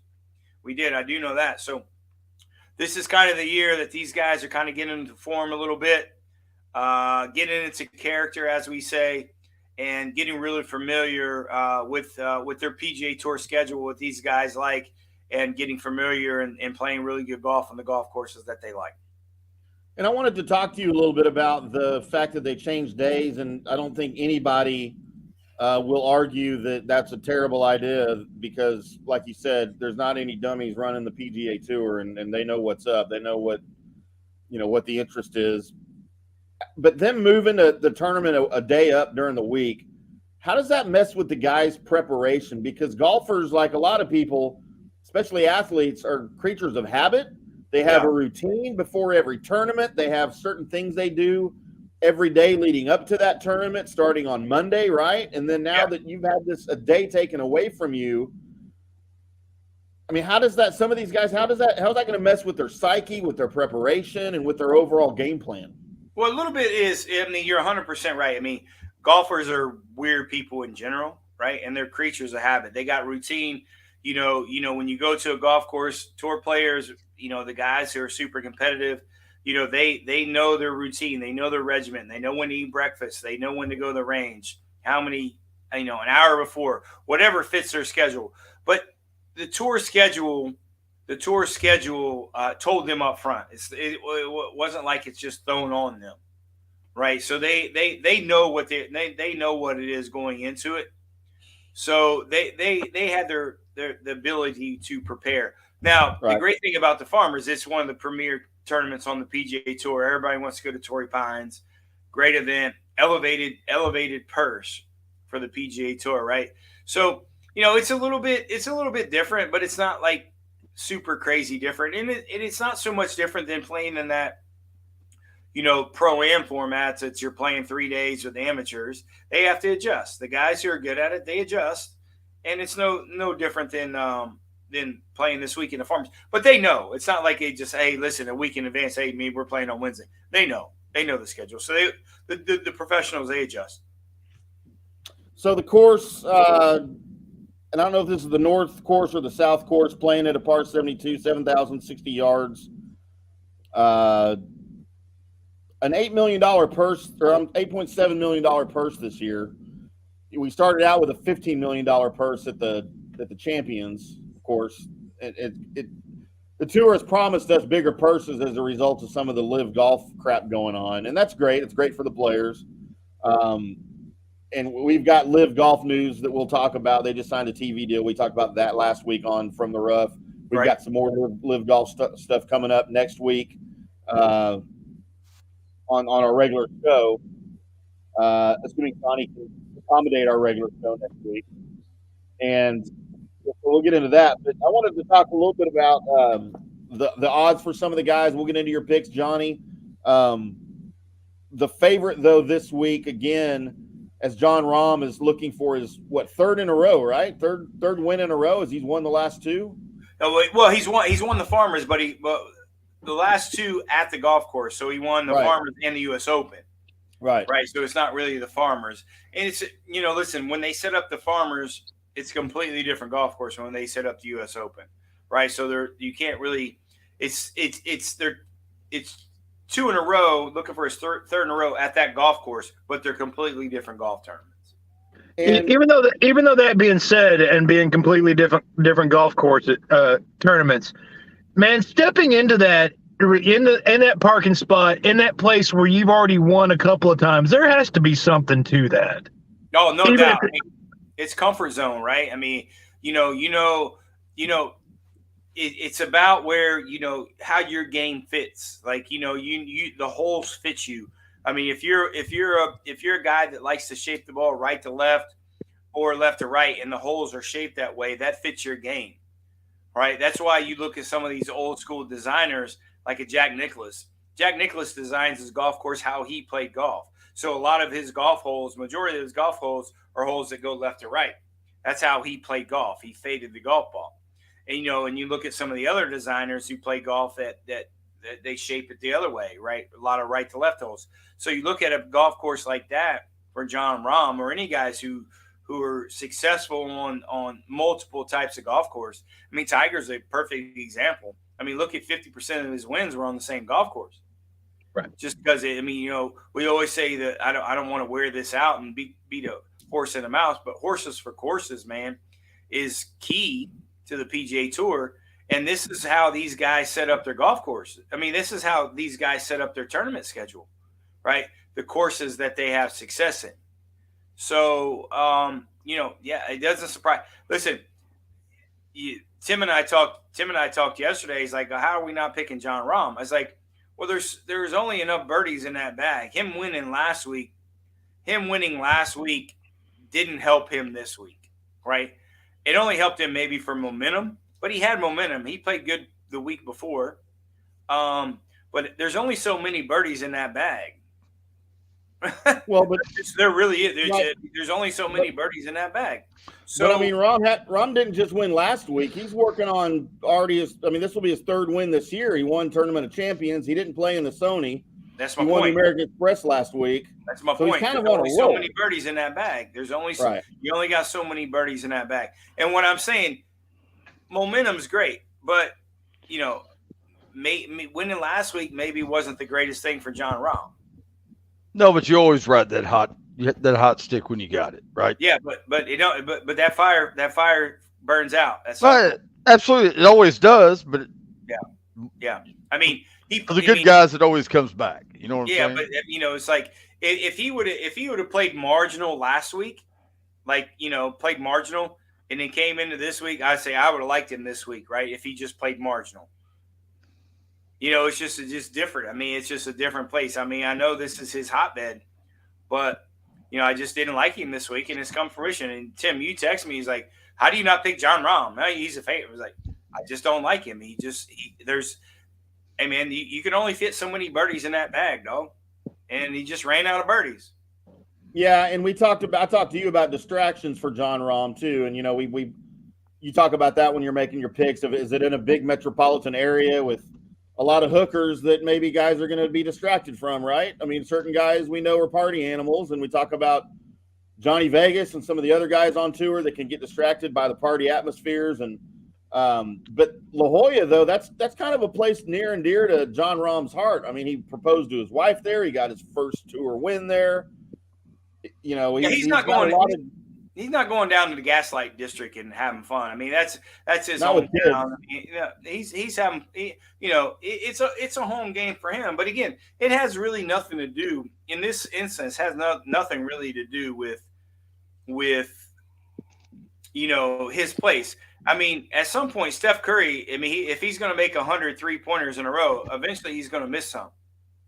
Right? I mean, it's just you just lose that hot hand. And he just hot for so long, he just lost it, right? I mean, well, he could never do that anyway. He's terrible at basketball. He couldn't do that anyway. Who? John Rahm? Stephanie Curry. Oh, you're stupid again.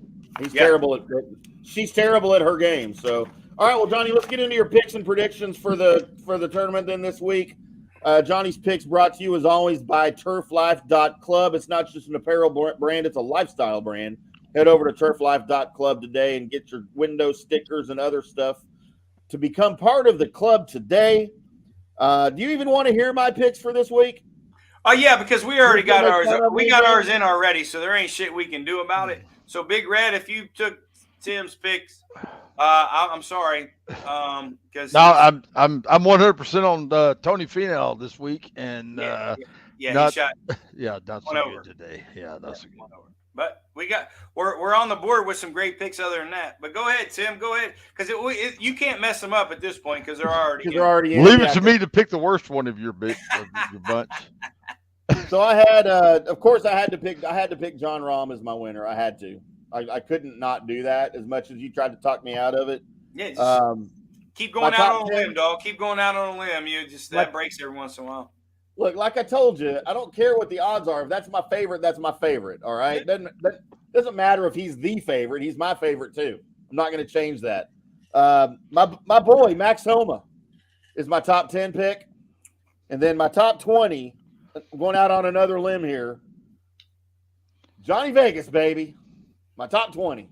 I mean, that's the worst pick ever since we've been doing the show. And you know how many women are in San Diego?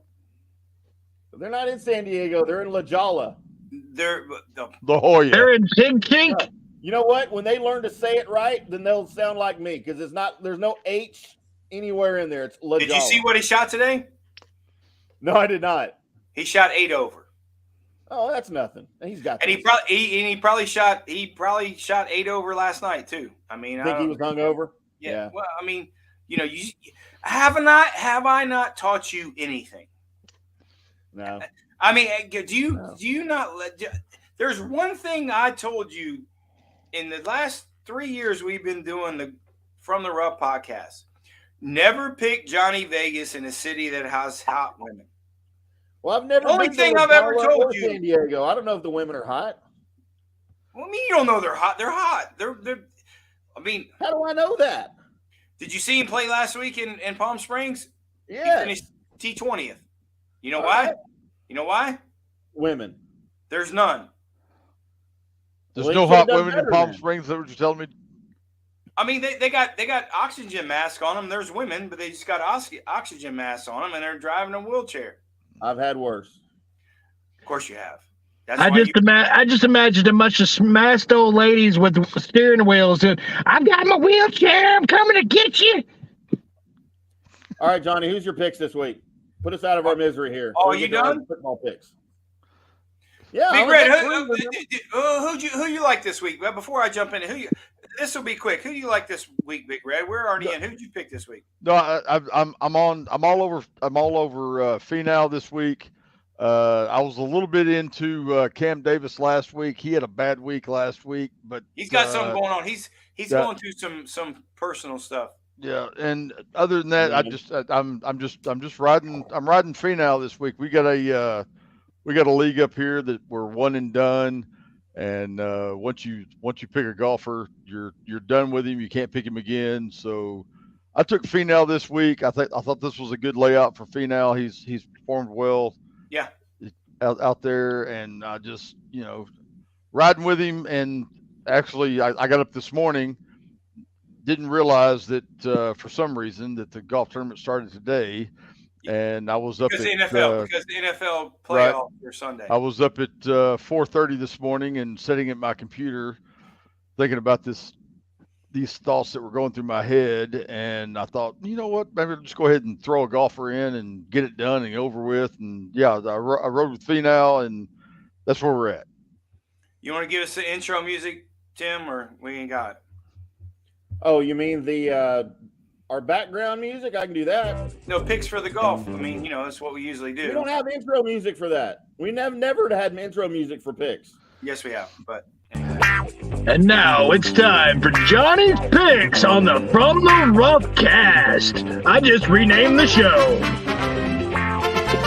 I love it. That's the best intro I've ever seen in my life. But thank you, Colby. We have to get a new producer apparently because that we do have one. He just forgets to push a button. We've never had one of those. Like we talked about before, we profited a little bit last week, plus $100. Doesn't seem like a lot of money, but it was a profitable week last week. Plus slide, baby. Yeah, it's plus. And then this is how we started rolling last year, getting on a good run. But we got a good card this week, as Big Red said. We got we did pick Tony Finau as our first pick at plus 12-1. Didn't fare very well today. It's kind of a little different handicap in this week. We already picked this. We're giving you a little bit of recap, and if we'll have some matchups. On Friday and Saturday as the tournament ends on Saturday. But our second pick looking real strong at 30-1. Tyler Montgomery looking real strong. I think he's got 600 today. So we're looking really good. We've been riding him all year. The guy's going to win, and once he wins once, he's going to win more than once. So we're looking at him real strong with Taylor Montgomery. He's sitting there in that top 10 spot already. Another guy sitting in that top 10 spot already at 33-1, Maverick McNeely. Solid year, a little bit like Taylor Montgomery. Looking for him to potentially win this golf tournament again, like Taylor Montgomery. So he's looking real strong. He's already in the top 10 after the first round. I'm just glad you're talking about Taylor Montgomery and not Colin Montgomery. Yeah, Miss Doubtfire is not on our card this week. Big Red, I promise. So our ham sandwich pick this week hadn't really fared very well, but that's why we call it the ham sandwich. Sometimes it's good, sometimes it ain't. Sometimes that ham gets spoiled and the bread ain't real good. And this week, the bread ain't real good. Ryan Palmer at 100-1. I think he shot +3 today. That's not going to get you very well in the Farmers. But moving forward, our two top 10 picks this week are already in the top 10. Jason Day at +220 and Sahith Theegala at +425. They're already sitting in that top 10 pick. On top of that leaderboard, Jason Day shot 5 under par today. Sahith Theegala shot 6 under par today. So we're looking really strong there in our top 10 picks. And again, our top 20 picks are looking real strong after the first round. Alex Smalley at +280 and Hayden Buckley at +320. Both are firmly in that top 20. I think Alex Smalley shot 4 under today. I think he's tied for 18th. And Hayden Buckley shot 6 under today. And he's one of those guys that's finishing is already in that top 10 spot. We only needed him to jump in that top 20 spot to get a little bit of candy this week. So looking real strong on this pick. It's a little different week. Like I said, we posted those picks last night in our social media feeds, on our Twitter feed, all the way across the country through our affiliates. So looking strong this week. Looking forward to matchups, and let's keep our fingers crossed to get on another positive week this week. Very good, Mr. John Gerbman, betting Gerbman Gerb. What's your new name? You just got renamed too. Your show. I'm putting that on a hat for you. But we are in for a special treat now as we head over to our NFL picks against the spread segment, which weirdly is going to be the same music that Johnny decided he wanted for his segment. But that's okay. It's what we do around here. But then after our picks, everybody, I want you to prepare yourself. I hope you're sitting down. Hold on. Yeah, you better buckle in, Colby. Because we're going to have a Big Red Cowboys season-ending rant, and it's going to be epic. Can we have a break? Can we have a break before that so I can get prepped? Yeah, I already told you about it. You should have prepped. Yeah, you should have already prepped because I got one drink, and we're going through this, and I'm done.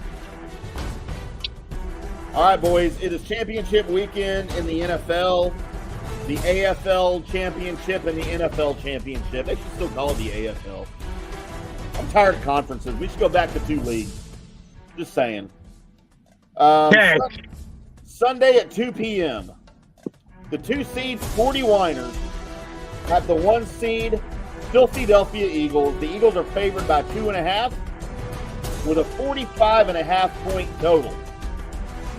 As we head into the week, I am at 89 points. Colby is at 89 points. Big Red is at 80 points. And Johnny, after 3 straight weeks of 6 points, he's at 18. No, I'm at 19. 19. How'd you get 19? Because that's what you showed me on the thing. So I went 6, 6, and 7. Well, I think it's a typo then. Yeah, on your part. That's fine. We'll give you the extra point. We'll give you 19. But we'll take it from Big Reds. So we're going to give you one of his points. Well, why don't we give him one of your points and make Colby number 1 and you number 2? That's the way it'll end, so it doesn't matter. That's not how we do things around here. Nobody has to pay off a bet either. We've been doing this for 3 years and nobody's had to pay off a bet. We need to do that next year. We need to do that. They start that. Everybody got we need to predetermine whatever it is next. Because this means nothing.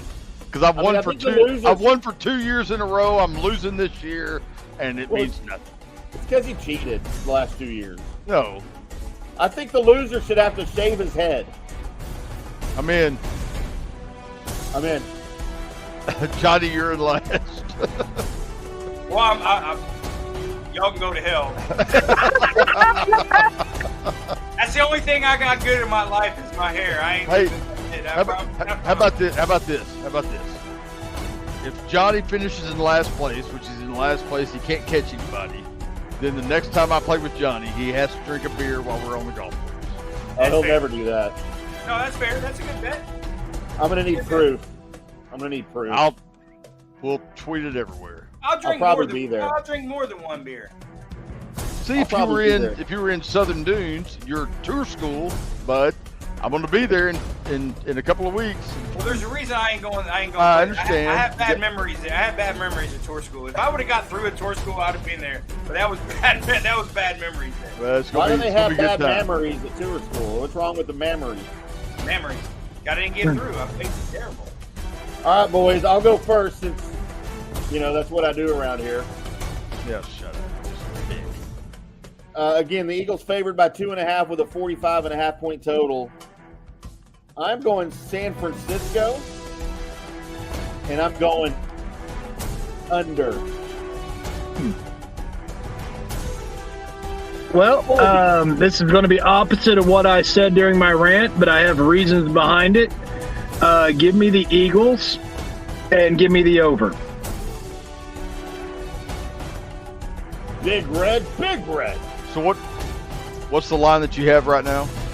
45.5 and 2.5. Man, I hate to do it because these are the absolute 2 NFC teams that I hate the absolute most. I've watched the Cowboys battle the 49ers in playoffs forever, and I've just it's time for those the whole Eagles being in the NFC East. So you kind of want to pull for them just to show the strength of the NFC East. But give me the 49ers and the over. Johnny, don't cuss. All right, Gerbinator. Eagles and under. Oh, well, just you don't have to cuss me. Just go direct opposite of me. I just go just doing what I do. Mm-hmm. And then finally, boys, in the game in which the Super Bowl winner will most likely come, we have the Bengals favored by 1.5 with a 46.5 point total at the Chiefs. The first time the Chiefs are playing in they're in their 5th one now, 5th in a row conference. 5th in a row. Game. It's the first time they are the underdog heading into that game, and they're at home. That's a weird line to me. Well, they're a home dog, but they've got a somewhat hobbled Patrick Mahomes. But last I heard up here in the Kingdom, Mahomes was a full participant in practice. I don't know how you can be a full participant with a high ankle sprain a week later, but maybe he's faking it. Maybe Big Red is out here doing a little line like Belichick does. I don't know. We'll figure it out. Snorting lines? Yes. Sweet. Oh boy, that we just lost some sponsors on that one. That took a turn. I don't know why we're talking about that. I have the Cincinnati Bengals, and I have the over. Colby. I have the Bengals and over as well. Give me the Chiefs and the under.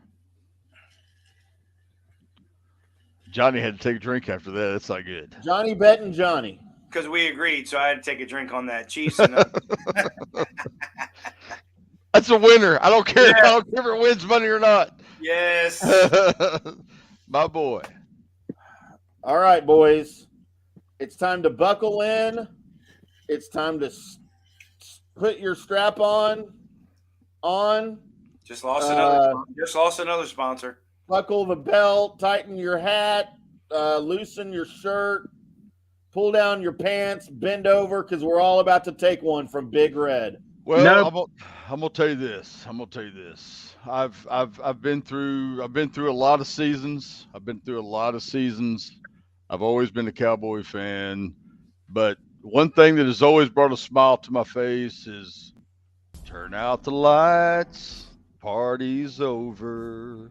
As the great Don Meredith used to serenade us on Monday Night Football as the game ended. And this time, I sang it at the bar as the Cowboys season ended. I'm sick. I'm mad. And I'm pissed off, and I feel like most every other Cowboy fan out there. I just want to be done with this team. Another year, another heartbreak, another disgusting performance by most everyone, but that defense. Don't get me wrong.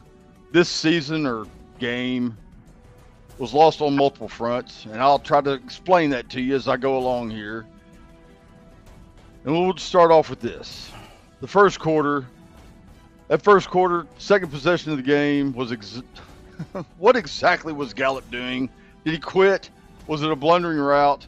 Did Lenore know exactly what was coming up and jump the route? Or did Dak just make another stupid decision? Any and all of those could be true and may be true. Gallup could have had a brain fart and misread the defense and run the wrong route. Lenore could have known what was coming. This wouldn't have been the first time we've heard that defenses knew what play was coming by the Cowboys' protege offensive coordinator, or Dak could have just made another dumb decision. Hell, I don't know. I've watched it too many times, and I can't decide. Then you go to the next possession. Cowboys touchdown. So you ask me, how could this team have lost on a Cowboys touchdown? Well, it's not just that. It wasn't the touchdown per se, but the PAT. I know. It was deflected, but you're wrong. That kick was left and going left. It wasn't going to be made. It wasn't going to happen. The kick was missed. It was a flat spin reminiscent of Goose and Mav in an F-14 Tomcat from the Top Gun movie. It was going left. It was out. The kick was missed. It affected a lot of players and a lot of decision-making going forward. Then we move on towards the end of the first half. 3rd and 7 from the San Francisco 38. Dak Prescott threw a pass out left to Pollard. Pollard made a great play, moved the ball forward. It just moved, but that wasn't the problem. The problem was Pollard went down. Pollard was gone. Pollard left the field in an air cast, and he was done. So we now know that he has a potentially broken leg, and what are we going to do about that? Well, the offensive coaching staff couldn't figure out a way to make the offense work. It was broken. They totally went away from all of their run. Everything that they did, everything they practiced the entire week, a run-based offense. They went completely away from it. And I have no idea what they were thinking. But I promise you this, I'll guarantee you that most other coaching staffs would have figured out something. They wouldn't have completely abandoned that game plan. But our Cowboys coaching staff did. Then you move on to 4th and 4 at the San Francisco 35 with 2 minutes left. We're talking about 2 or 3 plays later. All right, here we go, folks. It's 4th and 4. What do? Do you want to go for it, or do you just want to kick that field goal? Do you trust that kicker? He's already missed a PAT. Hell, I don't know what to do. So, because I'm not a coach. But what they do is they go for it. They go for it, and Dak makes the run, does what he needs to do, gets the yards. One of the best plays Dak's made of the game. He gets the first down, and they move on. But had they kicked the field goal at that time, if they'd have trusted their kicker, if they had a kicker they could trust, and I don't know which one to believe, but if they had a kicker they could trust, the offense would have had a little bit of momentum going into the second half. They would have had a little bit of momentum. It would have driven the entire team. If the team had gotten a stop with San Francisco getting the ball later on, it'd have been better. The whole team would have been better off. The defense had played a hell of a game going into that point. I have no idea what to do from that point. But here's the problem. 2 plays later, Dak throws his second interception. Throws it once again into double coverage, a.k.a. a defensive team meeting. Tipped by Ward and intercepted by Warner. And I'm tired of seeing it. I'm tired of talking about it. I'm tired of discussing it on this show. Dumb decisions. Let's talk about the coaches. Clock management. Clock management has been a problem with this team for years. And I'm not talking just about McCarthy. I'm going back to Jason Garrett ages. But McCarthy has been awful about it. Sound familiar? Well, we've talked about it. But hear me out. It's nitpicky, but it's important. Because this coaching staff can't figure out how to manage it. It's 3rd and 10 at the Cowboys 18 with 2 minutes and 50 seconds left to play in the 4th quarter. Dak Prescott is sacked with 2:45 remaining after this play. 2 minutes and 45 seconds, people. You know what they got? You know when they got the damn punt off? They got the punt off with 40 seconds later. It took this team 40 seconds to get their special teams on the field and kick the damn punt. Save timeouts? I'm good with saving timeouts. But what do timeouts mean when there's no damn time left on the clock? Next point. Let's spread the love a little bit. And I'm good with this guy. He's an awesome dude. Dalton Schultz. What the hell were you thinking, dude? You were going out of bounds, and the clock, you're going out of bounds. You catch the pass. You're going out of bounds, and you know to yourself as a professional football player to stop the clock. If you're going out of bounds, you've got to be moving forward, but you weren't. You took a step back.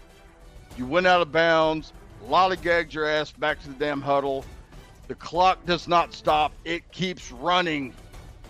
Again, I just don't know. 2 plays later, another one, another out route that you're going to get. You don't even try to tap dance. You don't even try to drag the toe to get it in. You think you're there. Dude, you got to do the stuff all the time. I love you. I love you, dude, Dalton, and we're going to miss you next year because you're going to be gone. I love you. We're going to miss you, but I had to call you out. Well then, all right, here we go, folks. It was the final play of the game, which was basically a 4th and 76. You got all the playmakers on the field, right? Boys, you got everybody on the field? You sure you got what going on? Biggest play of the year. They can't screw this up like they did in San Francisco last year, right? Wrong. You got Zeke at center. I'm assuming he was there for the lateral guy after the first pass was made. Hard to do that when you have your butt planted 5 yards back in the backfield right in front of Dak after he gets the damn snap. Do I blame this on Zeke? No, I don't blame this on Zeke. He's not used to making a shotgun snap. He's not used to making taking a block from a 3-point position. He's used to taking a block from being in the backfield. I don't blame this on him. I blame this on the coaches. I blame it on the brainchild OC. And I blame it on the head coach for allowing the call to be made. I just don't understand what this team was thinking. And a couple other things that I left out, folks that I've talked to. What about Diggs? What about Diggs and whiffing on the hit on Kittle when he was bobbling the ball? Totally whiff. I don't understand what was happening. But folks, that's how our Cowboys season ended. That's how we got to see these Cowboys go down in flames once again. That's why I'm sick. That's why I'm mad, and that's why I want to be done with this fucking football team. Because it's the same damn thing, game after game, year after year, and frankly, I don't see it changing as long as Mr. Jones is the GM. And as we all know, that'll never change. But I will not quit this team. I will keep coming back more and more for more and more punishment. Because someday it's going to pay off. Someday it's going to pay off. And I've just got to keep the faith. I just don't know how much longer I got. So I've done a lot of bitching and griping and whining and pointing blame. But I can't end this football season without throwing a little bit of praise. This Cowboys defense has been a roller coaster of a ride for this year. We've seen it be really, really good early in the year and then not so good. But with the season on the line, they pretty much were the only fucking hope that we had. The Cowboys will lose their best coach from the staff this offseason. Dan Quinn has turned this defense around. There's been a lot of men in this locker room. They're going to miss him. And I'm going to be one of them. I truly am. Dan Quinn came to this staff after he had lost a Super Bowl and had a lot of people totally give up on him. But I love the dude, and everybody in that locker room loves him. But we're going to lose him. He's back on top now, and he's going to be a head coach again. So good luck, DQ. And with that, I'm done.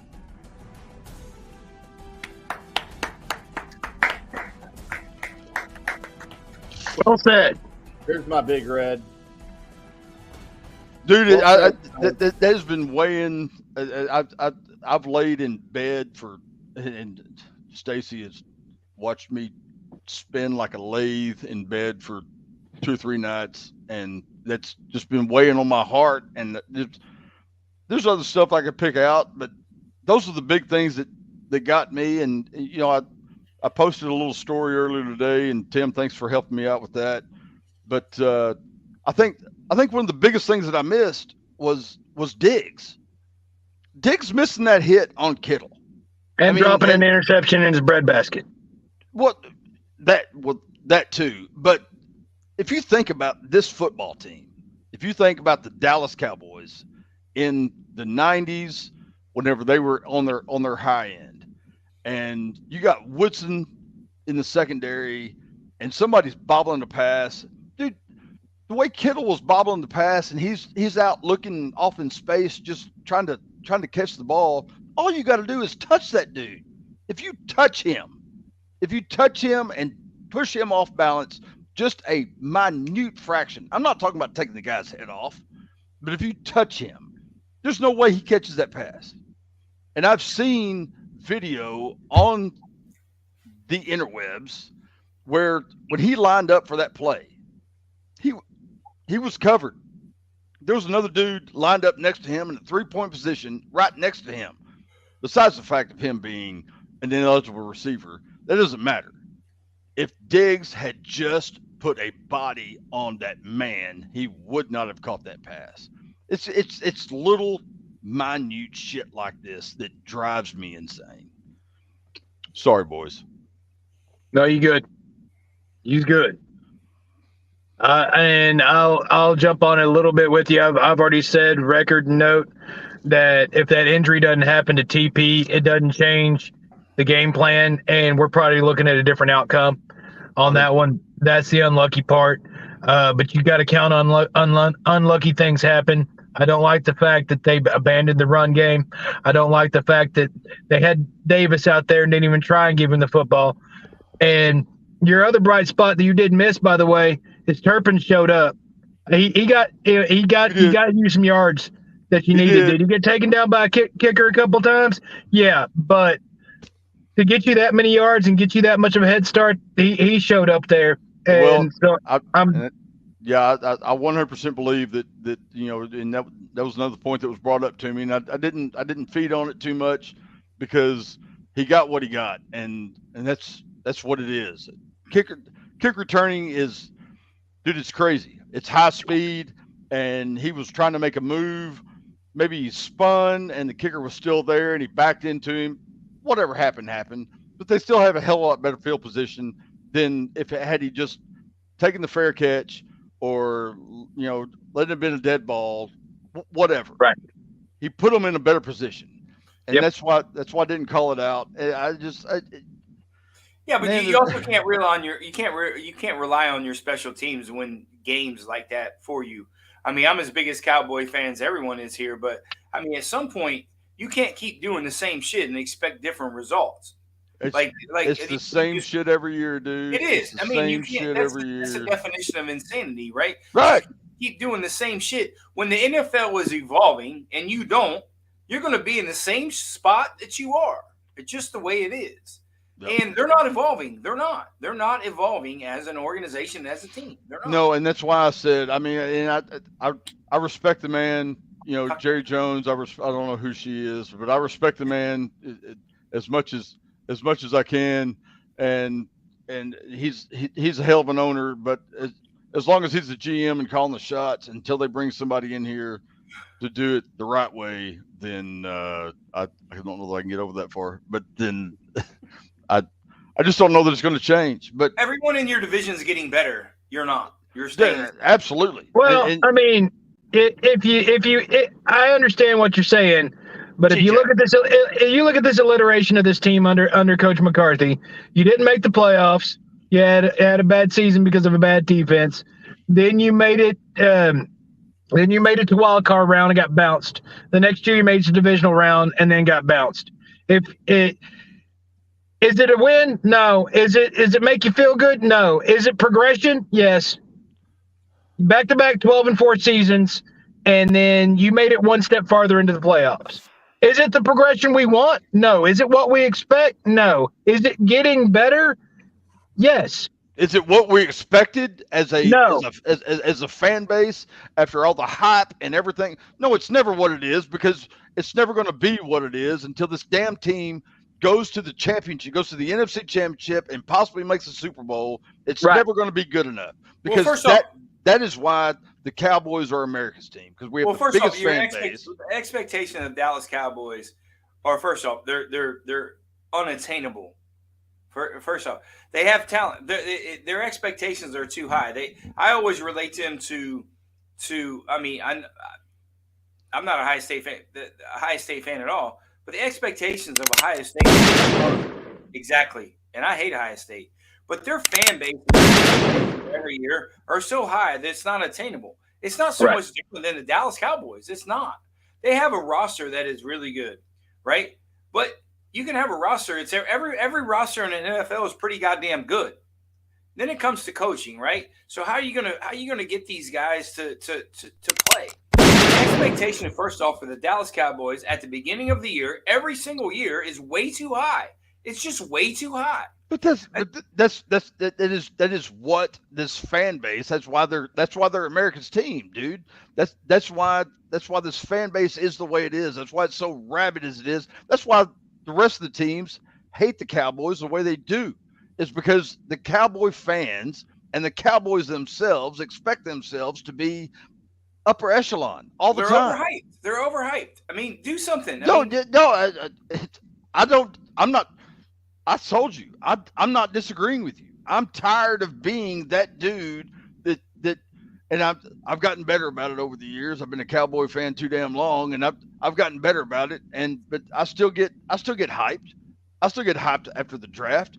I still get hyped after what I hear about the guys talking about that's going on at camp, and all that other BS that goes on. And dude, it's burning me up because it's the same shit every year. It's the same beatdown every year. And I get tired of living through it. I get tired of dragging my family through it because when the Cowboys lose, the damn week is over for me.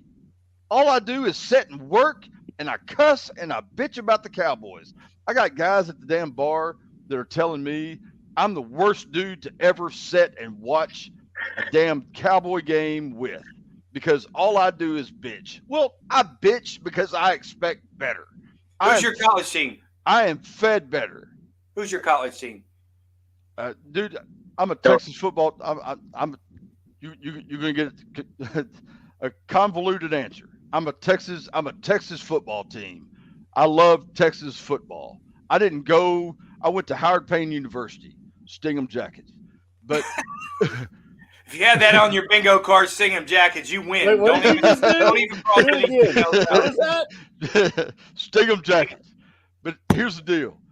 I love Texas football. I support Texas more football. about that. Hey, I'm a Horn fan.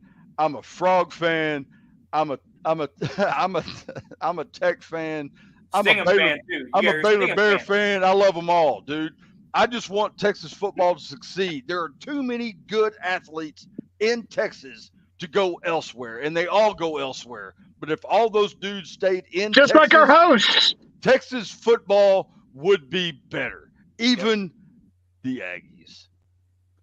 No. Fuck them. Fuck them. Thank you, Tim. Thank you, Gerb. Thank you, Big Red. Thank you, me, for making it sound good. News and Notes is where I search the World Wide Web for the weird. Internet.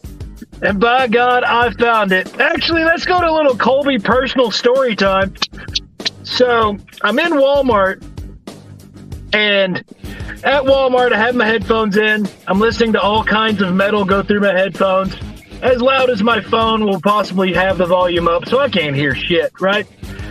I'm looking for snacks for the other adults that live in my house that I still call kids. And as I turn around, I'm on the cracker aisle, and I see the chicken and biscuit crackers, and I'm like, that looks good. Right below the original chicken and biscuit crackers, they have chicken and biscuit crackers with ranch flavoring. I have the most shock and awe moment over some crackers that any person should ever have.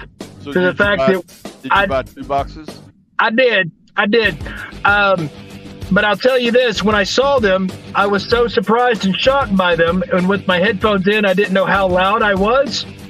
Apparently, my holy fuck that I just thought I said sounded more like, holy fuck! That was your outside voice, not your inside voice. It was my outside voice. I knew that it was probably louder than it should have been when I turned and I looked and saw an elderly Hispanic couple scuttering away, shuffling away as fast as they could with looking over their shoulder at me like I was a terrorist. So if you've ever scared the elderly over some chicken and biscuit crackers, you can join a club with me because I did that. I think I might have saw some stains on the floor as they were walking. I swear, I scared something out of them. Refried beans. So I'd like to apologize to them publicly because I didn't think to apologize at that point because part of me was laughing at the fact that I scared some people over some crackers. So let's go from there to actual news and notes as we go to Fargo, North Dakota, where 35-year-old Brittany Marie Reynolds obviously got high on some drugs or really drunk. She ends up at St. Mary's Cathedral there in Fargo. Brittany Marie, a first name and a middle name with 2 syllables. That's correct. Never good. So she broke into St. Mary's Cathedral, and she decided while in there that she didn't need to have her top on or her bra on anymore. So she did that. She removed those items. All right. And she then began to get a hold of the statue of Jesus. Oh, dear God. Apparently, her and Jesus had a scuffle. So when the cops arrived, because the burglar alarm had went off, they're greeted to a topless woman holding the head of Jesus. She knocked his head off. Maybe that's what Dick should have done to Kittle. They're right. That must be Florida. I imagine. Well, this is in Fargo, so Same thing. They get cold.